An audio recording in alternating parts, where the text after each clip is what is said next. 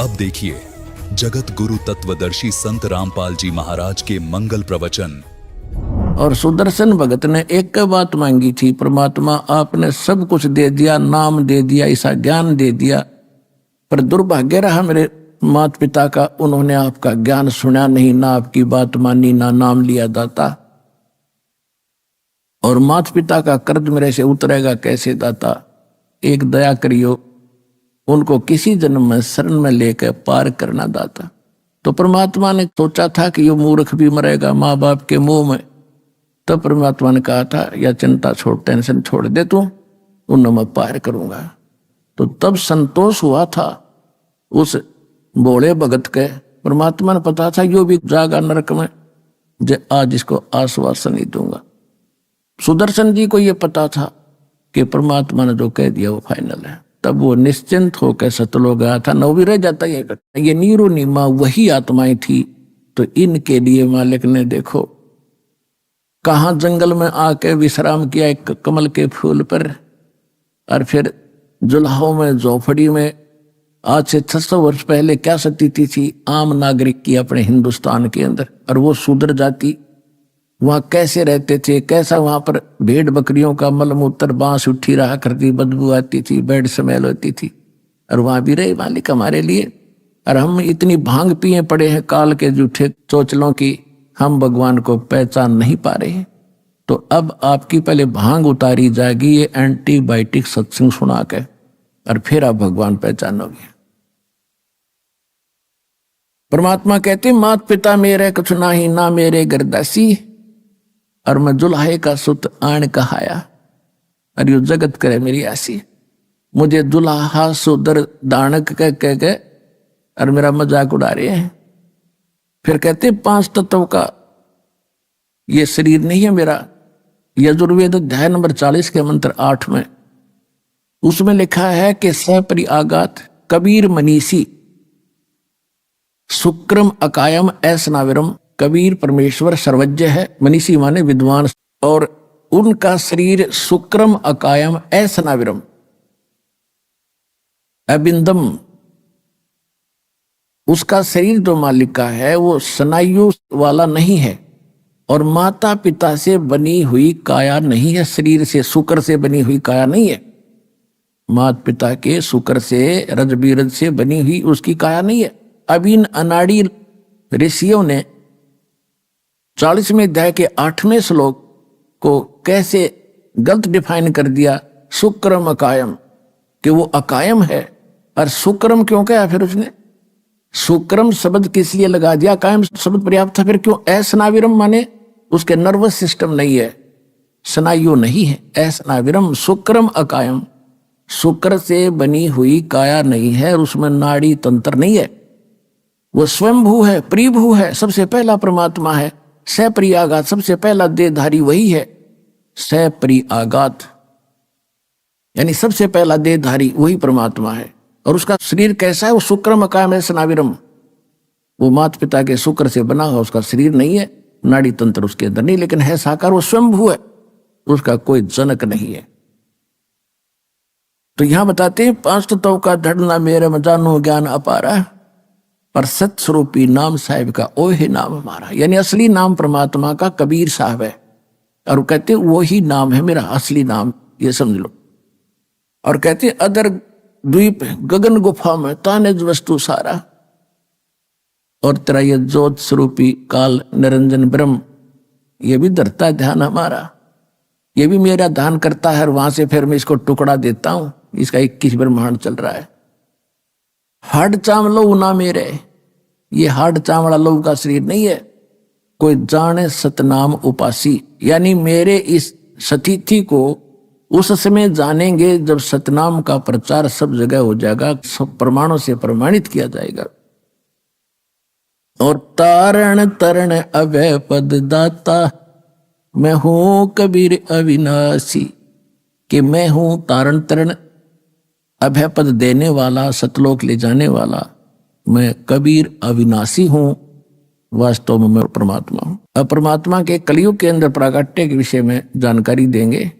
पहले थोड़ी भूमिका बनाते हैं कि नीरू और नीमा जिनको परमात्मा लहर तारा तालाब काशी नगर यानी बनारस में मिले थे तालाब में, वो कौन थे ये आपको पहले बता भी दिया। ये द्वापर युग के अंदर भगत सुदर्शन जी के माता पिता थे। इन्होंने उस समय परमात्मा के ज्ञान को स्वीकार नहीं किया था, ना नाम लिया था। सुदर्शन जी की प्रार्थना स्वीकार करके भगवान ने कहा था बेटा तू जा।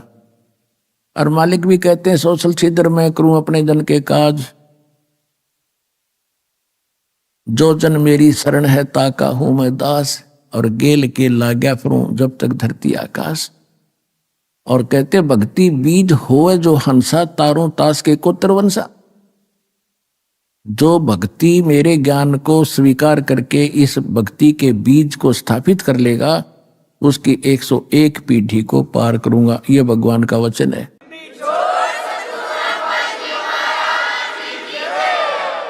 जो जन मेरी शरण है ताका हूं मैं दास,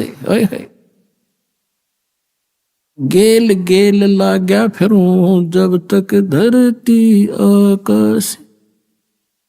आपके लिए भगवान कहां से पीछे पड़ा हुआ, पर आप बच्चे हो, आप आगे आगे हो, पिताजी पीछे पीछे घूम रहा है, आप भाग भाग कर दौड़ के और गिर जाते हो गड्ढे में, काल के गड्ढे में, 84 लाख योनियों में फिर पड़ जाते हो।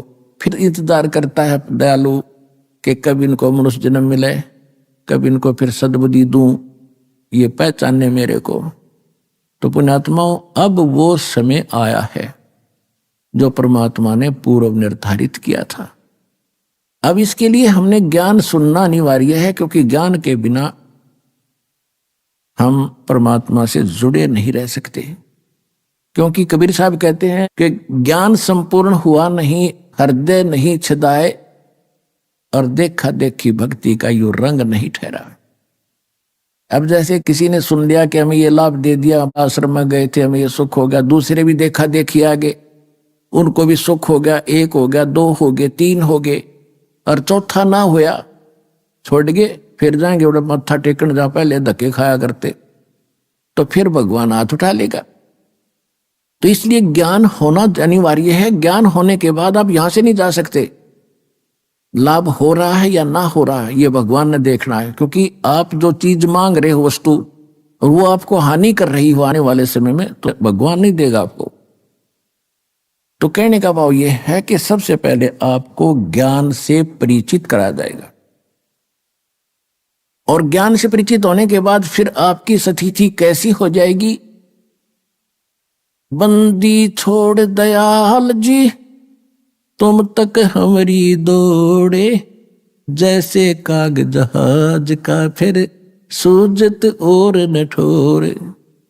जैसे पुराने समय में समुद्री जहाज के अंदर, क्योंकि लंबा समय होता था, खाना खोना उसी में बनाते हैं, खाते हैं, और उस पे कौवे बैठकर चल पड़ते थे कि ये खाना खाएंगे, टुकड़े डालेंगे, हम भी खाएंगे। वो खा रहे होते हैं तो उनके बैठकर चल पड़ते हैं। तो रात भी ऊपर से उतर जाती है, कौवा ऊपर बैठा होता है। तो जहाज के जो चालक होते थे, उनका जो दिशा निर्देशक होता था, एक वो इंस्ट्रूमेंट होता था नॉर्थ साउथ बताने वाला, उसको लेकर चलते थे। उसी आधार से अपनी दिशा निर्धारित करके वो चलते रहते थे। तो रात्रि के समय कई बार क्या होता था, कोई समुद्र में चुंबकीय चट्टानों के कारण दिशा निर्देशक जो होता था वो अपनी दिशा बदल जाता था, और अपने उस दिशा निर्देशक को जांच करने के लिए उनके पास एक फार्मूला था देसी, कि कौवे के अंदर परमात्मा ने एक ऐसा गुण दे रखा है कि वो बेशक रात ऊपर तो चली गई, लेकिन वो अंदर ही अंदर ये दृष्टि रखता है कि मैंने यहां से खतरा होगा तो मैंने वापस भागना है वहीं पर जहां से मैं चलाऊं। तो वो दिशा याद रखता, वो भूलता नहीं। ऐसा कंप्यूटराइज कर रखा है भगवान ने इस कौवे को। तो वो अपने उस इंस्ट्रूमेंट का जांच करने के लिए चालक क्या करते थे, उस कौवे के डले मारते थे, उसको विवश कर देते थे जहाज से उड़ने के लिए, और वो चलता था उड़ के फिर सीधा अपने उस जहां से वो चला था उसी दिशा में सीधा चलता है। जहाज वालों का तो इतना ही काम था, किसी ये देख लियो कौन सी दिशा में जा रहा है, तो वो पूर्व दिशा से चले थे तो पूर्व दिशा को चलेगा तो वो सीधा कर लेते अपने जहाज को कि हम अब ठीक चल रहे। और जब कौवा 100-200 फुट 400 फुट उड़ता है, उसको कहीं और ठिकाना दिखाई नहीं देता उस जहाज के अतिरिक्त। अगर जहाज के अतिरिक्त वो कहीं बैठता है तो डूब कर मरे उस पानी में, जल में। इसलिए वापस आकर उसको जहाज पर ही शरण लेनी पड़ती है, उसको कहीं ठिकाना और दिखाई नहीं देता। तो इसी प्रकार जब आपको कंप्लीट ज्ञान हो जाएगा इस कबीर भगवान का, आपकी स्थिति ऐसी हो जाएगी कि सतलोक आश्रम के अतिरिक्त इस पृथ्वी पर कितना बचाव का स्थान नहीं है, इस काल के बहुजल में डूबन का ही है। तो इसलिए आप जी को इतना विद्वान बनाया जा रहा है कि आपकी स्थिति फिर ऐसी हो जाए, बंदी छोड़ दयाल जी तुम तक हमारी दौड़े, जैसे कागज जहाज का अब सूजत और न ठोरे। तो आज परमात्मा आपके लिए कितना कष्ट उठा रहे हैं, कैसे आते हैं, और आप इतने अनजान हो गए, इतने गाफिल हो गए कि आप भगवान को नहीं पहचान पा रहे।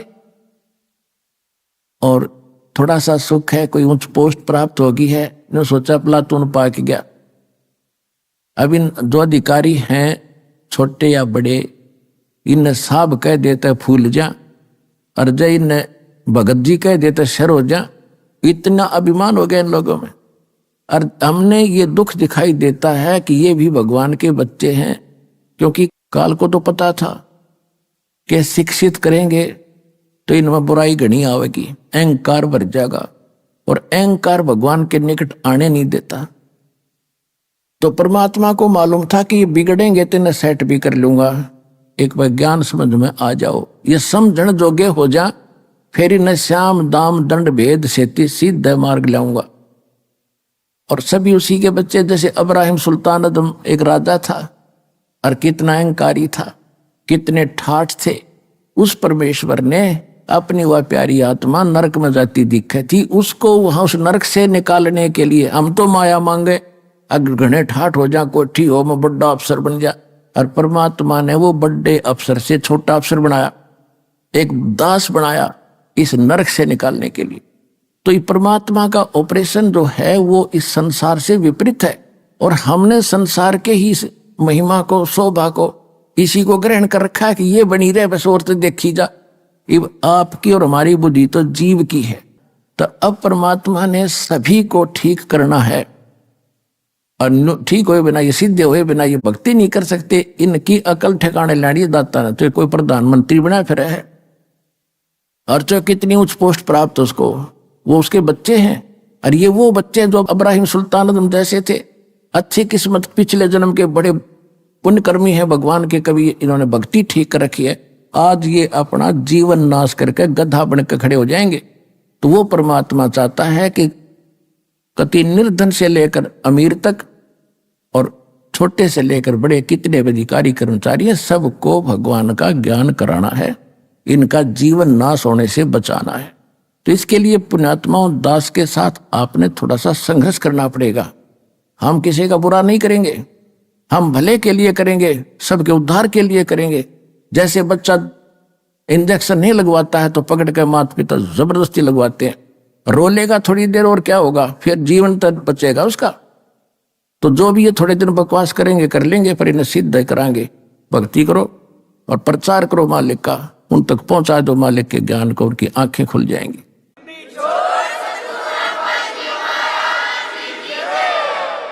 परमात्मा इसीलिए आते हैं। ये नीरू नीमा उसी जन्म में गौरी शंकर और सरस्वती नाम के ब्राह्मण ब्राह्मणी थे। इनका दोनों का संयोग फिर पति पत्नी का ही था।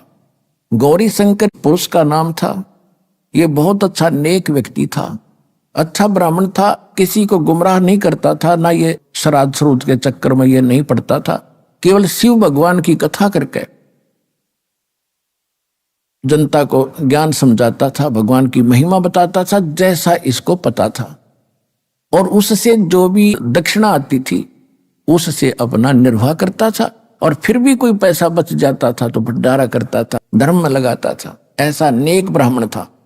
और इसकी महिमा घनी होगी थी। बाकी तो रोजी रोटी वाले ब्राह्मण थे, तेरे ये करड़ाई आ गई है, तेरे ऊपर ये संकट है, इतने पैसे धर दे, इतने दान कर दे, फलाना कर दे, ये अटपट करणीय थे। तो उनकी महिमा कम होती जा रही थी और गौरी शंकर की यजमानों की संख्या बढ़ती जा रही थी। और पहले ये हमारे ब्राह्मण लोग शिक्षा इसीलिए ग्रहण करते थे कि हम ज्यादा इनकम कर सकेंगे। को काशी विद्यापीठ पर कहा जाता था, तो उस क्षेत्र में उसी से सब अपनी क्रियाएं कराते थे, उसके खूब धन इकट्ठा होता था। जैसे आज शिक्षा का क्या उद्देश्य है, चाहे कोई डॉक्टर बनता हो, चाहे कोई इंजीनियर बनता है, और कोई किसी प्रकार की भी जो करता है, चाहे कोई वकालत करता है, तो वो यूं सोचा घनी माया कमाऊंगा, और कौन से ट्रेनिंग में कौन सी कोर्स करने से घनी माया मिलेगी। अब इतना उद्देश्य, बेशक चाहे कोई मानो चाहे मत मानो, इतना ही उद्देश्य लेकर पढ़ रहे हैं। फिर क्या है कि इसी प्रकार पहले ये ब्राह्मण लोग पढ़ा करते थे, अपने बच्चों को पढ़ा करते थे कि काशी विद्यापीठ पढ़ कर आ गया तो घनी कमाई करा करेगा, ठाठ हो जाएंगे। तो इसी कारण से उन ब्राह्मणों को ईर्षा होगी उस गौरी शंकर से। उधर से उस मुसलमान धर्म के जो राजा लोग थे वो दिल्ली के शासक रहे लगातार कंटिन्यू। तो मुसलमानों को पता चला, काजी और मुल्लाओं को, कि हिंदू धर्म का सबसे ज्यादा प्रचार ये गौरी शंकर कर रहा है। और उनको ये भी मालूम हुआ कि जो अन्य धर्म गुरु हैं वो सारे इसके विरोधी हैं। उसका फायदा उठाकर उन्होंने गौरी शंकर सरस्वती को जबरदस्ती मुसलमान बना दिया। उनके घर में अपना जूठा पानी छिड़क दिया, उनके मुंह में डाल दिया, और सब देखने वाले देख रहे थे। उन ब्राह्मणों को पता चला जो इससे ईर्षा रखते थे, उन्होंने सब जगह पंचायत करके कह दिया कि गौरी शंकर मुसलमान हो गया, इसको धर्म से जाति से निकाल दिया, इसको गंगा में स्नान करना बंद, इससे कोई भाईचारा बंद, और इसके नाते रिश्ते बंद। अब वो ऐसा ही हो गया और उसके पास कोई चारा बचा नहीं। गौरी शंकर सरस्वती के पास उन्होंने मुसलमान धर्म स्वीकार करना पड़ा। अब समस्या आ गई रोजी रोटी की। पहले तो दक्षिणा आती थी, अब उन्होंने सोचा भी सस्ते में कौन सा काम शुरू हो। उन्होंने कपड़ा बुनन का काम सबसे आसान लगा, उसमें कोई पैसा नहीं लगता। 4 लकड़ के लठ गाड़ने होते हैं डंडे खुट्टे से, और तार पूरा अपना शुरू कर दिया। एक ला के वो छोटा सा काठ का बना होता है लोहे का, बस उससे उसका गुजारा शुरू कर दिया। फिर भी इतने नेक थे कि अपना गुजारा करते थे, बच जाता था धर्मपुन पर। जैसा भी उस धर्म का ज्ञान था उसी तरह लगाने लगे। अब परमात्मा अपने पूरे वचनानुसार उनको आके संभालना ही था, और उसके साथ साथ फिर अपनी जो लीला वो करते हैं प्रत्येक युग में, वो भी करनी ही थी। इससे पहले थोड़ा ये बताना अनिवार्य होगा कि नीरू और नीमा उनके नाम रख दिए। गौरी शंकर का नाम रख दिया नूर अली, उसको शॉर्टकट में नीरू कहा करते थे। और सरस्वती का नाम रख दिया नियामत, तो उसको कहने लगे नीमा। तो नीरू नीमा का गंगा घाट पर स्नान करना बंद कर दिया हिंदुओं ने, धर्म गुरुओं ने। तो उन्होंने सोचा कि कोई ऐसा स्थान खोजें जहां गंगा का ही जल बाहर आ रहा हो।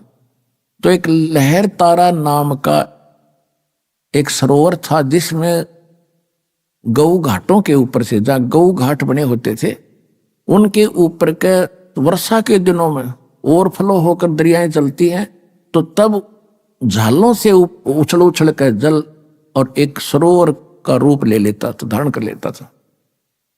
फिर वो सारा वर्ष बड़ा निर्मल जल रहता है, क्योंकि गंगा के जल में एक विशेषता है, वो खराब नहीं होता, बहुत स्वच्छ और निर्मल जल, उसमें कमल के फूल उगाए होते हैं। तो वो वहां स्नान करने जाने लगे, जो उनकी कुटिया से लगभग 4 किलोमीटर दूर था, 3.5-4 किलोमीटर। ये दास देख कर आया है। दास के साथ सैकड़ों भगत भी आपके भाई बहन गए थे, वहां देख कर आए थे। तो लहर तारा तालाब में वो प्रतिदिन स्नान करके आया करते थे। उसी सरोवर के ऊपर एक अष्टानंद नाम के एक ब्राह्मण थे, ऋषि, जो स्वामी रामानंद आचार्य के बड़े विद्वान पुरुष माने जाते थे। वो वेदों और गीता के उनके शिष्य थे। तो वो भी वहां स्नान करने जाते थे प्रतिदिन। दूसरे किनारे पर नीरुनिमा दूसरे किनारे पर स्नान करते थे। और अष्टानंदी स्नान करके प्रतिदिन वहां अपने गुरुजी द्वारा प्राप्त भक्ति विधि का कुछ अभ्यास किया करते थे। ध्यान आदि लगाने की चेष्टा वहां करते थे, क्योंकि वहां सुंदर सुबह सुबह शांत वातावरण और गर्मियों का मौसम था। जून का महीना, शीतल हवा सुबह सुबह चल रही थी। बहुत अच्छा वातावरण वहां जंगल का होता है। वहां नहा के धो के अपना बछा के चद्दर और वहां बैठ के अपनी साधना प्रतिदिन किया करता था। कुछ समय के लिए फिर चला आता था, उसमें स्नान करके ऐसे साधना करता था। तो परमात्मा सतलोक से चलकर परमेश्वर आए कबीर जी, और एक शिशु रूप धारण बना करके कमल के फूल पर विराजमान हुए। जब परमात्मा सतलोक से चले शिशु रूप धारण करके शरीर आ रहे थे, तो अष्टानंद जी ध्यान अवस्था करने की चेष्टा कर रहे थे। कभी आंखें खोल लेते थे, कभी बंद होती थी। तो उसने क्या देखा कि आकाश से एक बहुत तेज प्रकाश का गोला सा और पूरी गति से आ रहा है। उसने जो ही उसकी तरफ देखा, उसकी चरम दृष्टि उस नूर को, उस तेज को सहन नहीं कर सकी। उसकी आंखें बंद होगी। जिस प्रकार हम सूर्य की तरफ देख लेते हैं गलती से कभी, तो हम उसको ज्यादा देर देख नहीं सकते, तुरंत आंखें बंद हो जाती। और आंखें बंद होती हैं या दूसरी तरफ करते हैं तो हमारी आंखों के सामने सूर्य का प्रकाश रहित एक आकृति दिखाई देती है। प्रकाश रहित एक आकृति हमारे आंखों में समा जाती है, और जिधर भी देखते हैं फिर वही दिखाई देती है। इसी प्रकार अष्टानंद ने जब उस गोले प्रकाश के पुंज को देखा, उसकी आंखें सहन नहीं कर सकी चरम दृष्टि, तो आंखें बंद हुई। तो क्या देखा, एक बालक दिखाई दिया, प्रकाश रहित नूर बालक का, आकृति बच्चे की दिखाई दी। फिर उसने इधर उधर देखा तो वो आंखों वाला ही बच्चा दिखाई दे रहा था, और वो नूर इतनी देर में आके, इतनी सेकंड में, और उस कमल के फूल इकट्ठा होकर के परमात्मा ने अपना तेज समेट लिया। शिशु शिशु रह गए। अंधेरे में उसने और कुछ दिखाई नहीं दिया कि मुझे तो मेरी आंखों में एक बच्चा सा दिखाई दे रहा, ये क्या लीला हुई। वो उठकर चल पड़ा। उसने जाकर के अपने पूज्य गुरुदेव स्वामी रामानंद ब्राह्मण पंडित जी से अपनी सारी घटना बताई कि महाराज ये क्या कारण है, ये कोई मेरी भक्ति की उपलब्धि है या कोई मेरी भ्रमणा है, मुझे कोई शंका हुई है। तो उन्होंने कहा कि बेटा, ऐसी जब सतिथि होती है, ऐसी जो लीला होती है, ये ऊपर से अवतार गण आते हैं और यहाँ किसी माँ के गर्भ में जन्म लेंगे, वो उनके शरीर में चले गए हैं और कुछ दिनों में जन्म लेकर वो अपनी लीला करेंगे बेटा, जैसा उनका निर्धारित होता है। अब स्वामी रामानंद जी को इतना ही ज्ञान था कि ये जिनको भगवान मानते हैं, श्री राम श्री कृष्ण आदि और जितने भी अवतार मानते हैं, ये सभी माँ से ही जन्म लेते हैं। लेकिन उनको वो ज्ञान नहीं है कि भगवान तो वो है जो माँ से कभी जन्म लेता ही नहीं। वो इतना इनकम्प्लीट नॉलेज ही था। फिर भी जैसा अपने शिष्य का समाधान उसने करना था, वो समाधान कर दिया और अष्टानंद जी संतुष्ट हुए। उधर से क्या हुआ कि नीरू नीमा की एज बहुत हो गई थी, उनका कोई संतान नहीं थी। और पुण्यात्मा, हमारे समाज में एक बहुत बड़ी बीमारी ये भी है कि किसी का संतान ना हो तो उसका जीना आराम कर देते। यहां तक देखा हमने कि उससे तो नफरत करने लग जाते हैं कि इसकी सुबह सुबह शक्ल भी ना देखनी चाहिए जिसका संतान नहीं है। और जिस कारण से वो स्वयं भी महसूस कर जाते हैं कि हम चले हैं तो लोग तरों में बढ़ जाएंगे या कोई रास्ता बदल जाते हैं। लेकिन अब बने क्या? अब अध्यात्म मार्ग के अंदर हम आपको बताते हैं कि जिनका संतान नहीं है वो तो अलग बात है। आज ऐसे समाज में रहते हो जहां आपको ये ज्ञान सुनने को मिलता नहीं और सुनने को मिलता है तो एक दिन मिलता है, बाकी समय वहां सब लोगों के ताने यानी व्यंग सहन ही करने पड़ते हैं, जिस कारण से हमारा ये ज्ञान हृदय में टिकता नहीं। फिर भी परमात्मा अपने बच्चों को वो तो रहम कर देते हैं कि चलिए ऐसे नहीं तो ऐसे मान लेगा, लेकिन जिनका उन्हें मोक्ष करना है तो वो अपने हिसाब से ही करते हैं। तो संसारिक दृष्टि से तो हम देखते हैं जिसका संतान नहीं वो सबसे दुर्भाग्यशाली व्यक्ति है, और यदि हम भगवान के अध्यात्म ज्ञान के पलड़े में तोलते हैं तो वो घना सौभाग्यशाली व्यक्ति है यदि उसको भक्ति मिल जाती है तो। और भक्ति नहीं करते हैं तो इसे तो संतान वाले और इसे बिना संतान वाले। उदाहरण के तौर पे जैसे एक हम ये भी सुनते हैं कि भाई किसी को कहते हैं जी भक्ति कर लो, राम नाम ले लो, कहने हम बुराई करते ही नहीं, हम किसी का बुरा करते ही नहीं, ना हम कोई विकार करते, हम तो वैसे ही भगत है। देखो 2 एकड़ जमीन है, 1 एकड़ तो संवार रखी है बाग है ट्रैक्टर हल से, और बिल्कुल घास रहित कर दिया, अड़ंगा काट दिया सारा, और बाह दी कति समार दी, और एक में अड़ंगा भरा पड़ा है सारा, झाड़ जंखाड़ बोझड़े कांटे सब। यदि उस समारे हुए में यानी जो कहते हैं हम बुरा नहीं करते, हम तो किसी की आत्मा नहीं दुखाते, हम कोई बुराई नहीं करते, तो वो है नो सोच ले समरा हुआ खेत। और दूसरे जो बुराई करते हैं, चोरी करते हैं, डाके डालते हैं या और भी कोई बुराइयां करते हैं, शराब पीते हैं, वो हैं उसमें वो एकड़ जमीन जिसमें झाड़ बोझड़े उगे खड़े हैं। तो अगर उस समरे हुए खेत में भी बीज ना बीजा गया तो कोई वैल्यू नहीं उसकी, बराबर है दोनों के दोनों।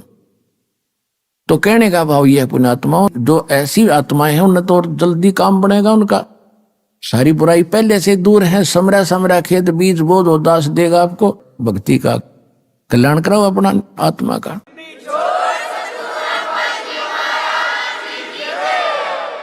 तो इस प्रकार नीरू नीमा सुबह सुबह स्नान करने जाया करते थे। उस दिन पहले दिन ऐसी कोई रिश्तेदार आ गई दूर निकट की, जिसने नीमा के इंजेक्शन ला दिए पहले दिन। बताइए भगवान एक जातक तो देना ही था, एक बालक हो जाता था क्या तेरा भी समाज में सिर हो जाता, साझा हो जाता। बता बच्चे बिना कैसे जीवन जियोगे, बुढ़ापे में कौन तुम्हारी उंगली पकड़ेगा। तो ऐसे इंजेक्शन वो समाज के लग गए। हुआ तो चली गई इंजेक्शन ला के, और नीमा सारी रात करवट बदलती रही, नींद नहीं आई है भगवान बच्चा बिना क्या होगा, संसार में कैसे जिया जाएगा। नीरू ने उठाया कि चलो स्नान करने चलते हैं। वो चल पड़ी, रास्ते में रो रही है, बुरी तरह बिलख रही है कि हे भगवान क्या तेरे घर में, क्योंकि उस समय भी वो शंकर भगवान को हृदय से उतार नहीं सके थे। बेशक से मुसलमान भी बन गए थे और मुसलमानों वाली साधना भी वो कर रहे थे, लेकिन अंतःकरण में उनका भगवान शंकर की छाप न्यों की न्यों थी।